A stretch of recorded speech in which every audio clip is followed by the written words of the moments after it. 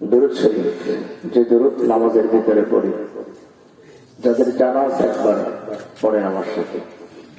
জবান খুলুন পড়ুন। اللهم صل على محمد وعلى آل محمد كما صليت على إبراهيم وعلى آل إبراهيم إنك حميد مجيد اللهم بارك على محمد وعلى آل محمد